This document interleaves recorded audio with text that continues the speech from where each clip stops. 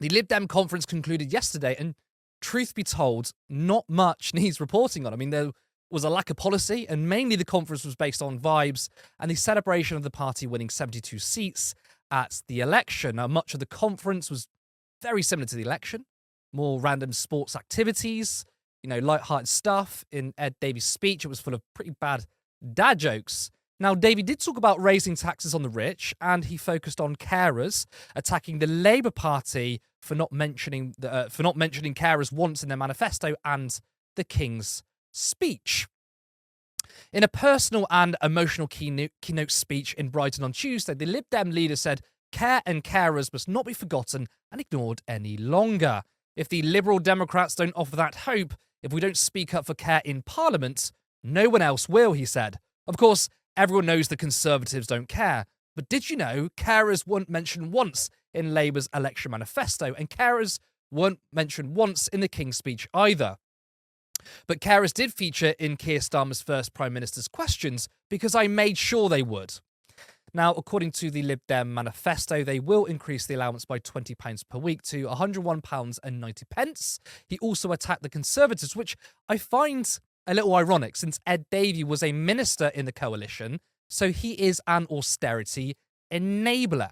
Now, the conference was overshadowed by two big stories, as the stories involved incidents at the conference itself. A Liberal Democrat activist has been arrested over allegations that a woman was sexually assaulted at a sing-along event at the party's annual conference.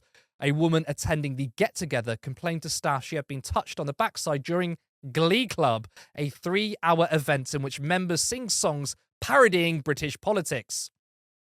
Private security staff escorted a man from Brighton's Grand Hotel, where the event was being held, in the early hours on Tuesday. The incident was later reported to Sussex Police. Lib Dem officials are aware and have offered support to the complainant. Now, the activist has been let go without charge, so there's not much we can actually say about it, but I thought it was important to bring it up. Another big story, a Lib Dem council leader died at the conference. The leader of the Liberal Democrats opposition group on Milton Keynes City Council has died while attending his party's annual conference. Robin Bradburn, 68, had also served as deputy leader of the council when the Lib Dems and Labour formed a progressive alliance. The party conference in Brighton held a minute's silence for him on Sunday afternoon. His wife, Marie Bradburn, is the current mayor external of the city, and their daughter, Carrie Bradburn, is also a Lib Dem councillor. Mr. Bradburn was first elected as a councillor in 2010, becoming party group leader in 2021, and was re-elected to the authority in 2023 alongside his daughter. The Lib Dem said a full tribute to the councillor could be expected on Monday. I think we can safely say that it hasn't really been that much of a successful conference. Now, Kevin, let's talk about Davy's speech. I mean, full of jokes, continuing the lightheartedness, but with the backdrop of rising far-right activity, continued austerity under Labour, I mean, so much to joke, I guess. I mean, what do you make of that and his attack on Labour for the lack of focus on carers?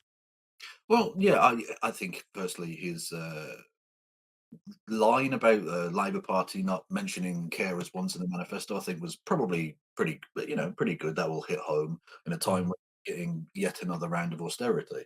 But of course, that brings my mind to the fact that Ed Davey, along with many of his other colleagues, as part of the coalition government between 2010 and 2015, were enablers of the very first round of kind of modern austerity.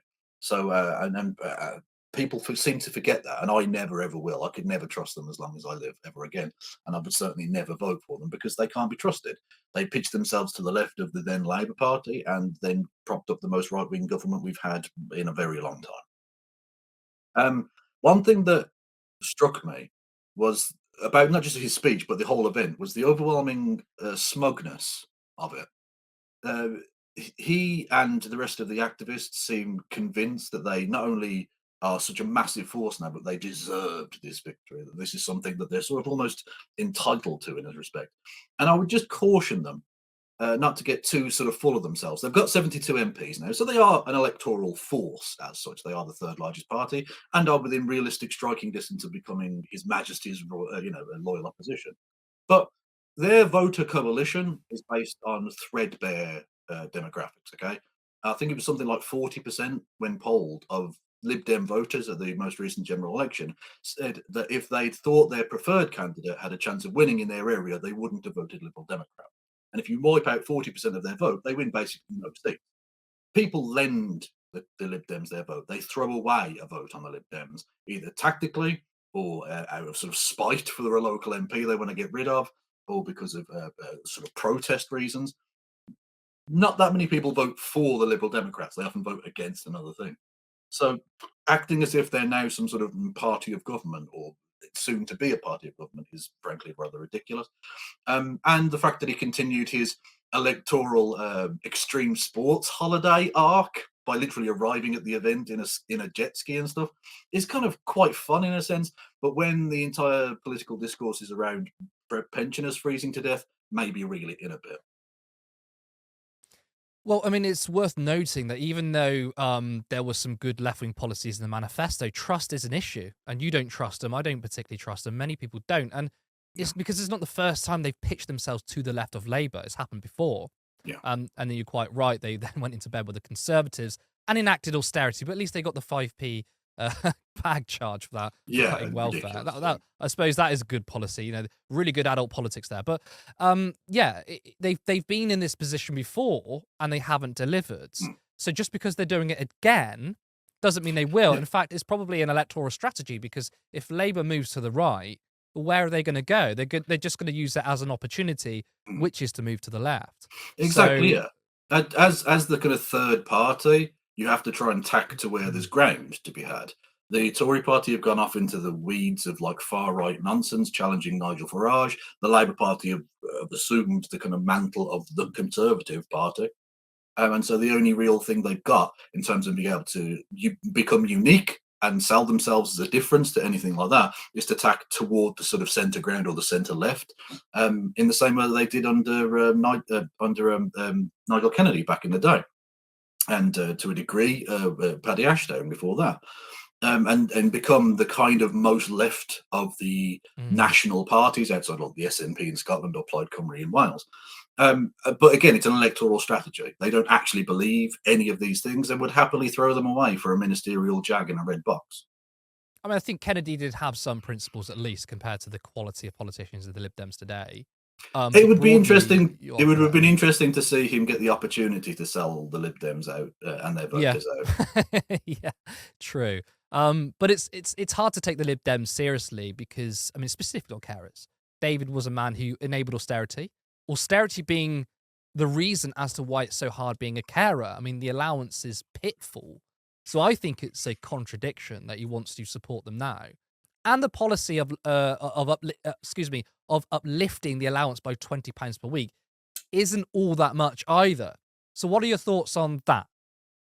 Yeah, I mean, as always with the Liberal Democrats, and I'm always sort of fascinated with who even becomes a Liberal Democrat member and attends in this way, because they are the party of tinkering. They're not the party of any sort of fundamental change. They're not even the party of continuity. They're the party of messing around at the edges, Mm. never solving anything, never really pleasing anybody, and never really standing for anything.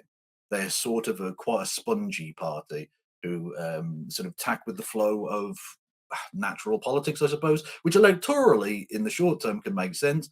But in terms of actually growing any kind of loyalty from people or any kind of genuine support for them, doesn't really work. And I think people see through it largely, albeit that they did just win 72 seats. So they have reasons to feel positive about it, but they're not actually going to fundamentally change anything because they don't fundamentally think that anything is wrong. They think they were just bad people in charge of a good system Mm. rather than the system itself being corrupt. Which is kind of the political zeitgeist in any capitalist system. You get it from Labour, you get it from the Conservatives. Mostly it's bad people, not the system. And I think, to be fair, the Conservatives have moved quite significantly to the right that they do now attack institutions, which is funny because they're supposed to be the sort of institutionist law and order party, but they're now attacking the very own institutions that they would support usually. I mean, like the EHRC, for example, just to chase reform votes.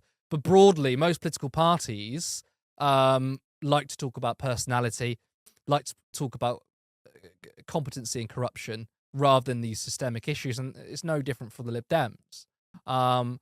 Now, if I'm honest, there isn't that much to talk about the Lib Dems. Exactly, yeah. Usually you'd be like, why are we even covering this? But they are a sizable force now. They're not a nothing party, unfortunately. Yeah, I mean, essentially, okay, look, the Lib Dems have 72 MPs. That is significant.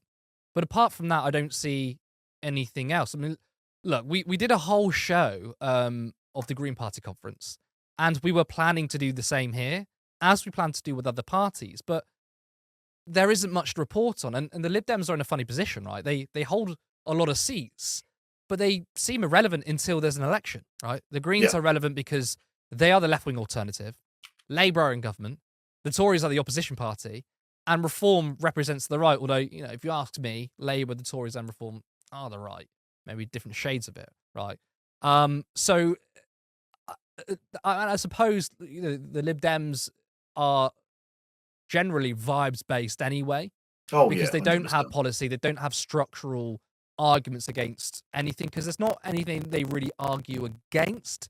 They're not against the system, as you pointed out, just tinkering around the edges. And with that, when there's a lack of policy, there's a lack of things to report on. Yeah, I think from the Lib Dems perspective, it's probably therefore a success.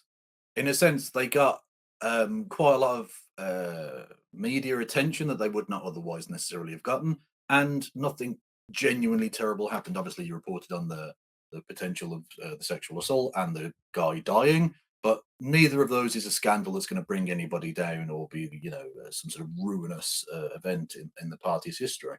So they'll probably see that as a significant success in the fact that it went off, relatively speaking, without a hitch. And so, yeah, annoyingly, Ed Davey gets to be continually smug about a thing that isn't really his fault or isn't really his achievement as such, if that makes sense. Look, I know I may sound a little churlish perhaps by trying to deny him a victory, but it's just so annoying to see these people who cozied up to austerity and made austerity happen now turn around and pretend to be the champions of anything other than themselves. Patreon.com, Turn Left Media. Support independent media. Support social justice that's there on social media. Thank you, Turn Left.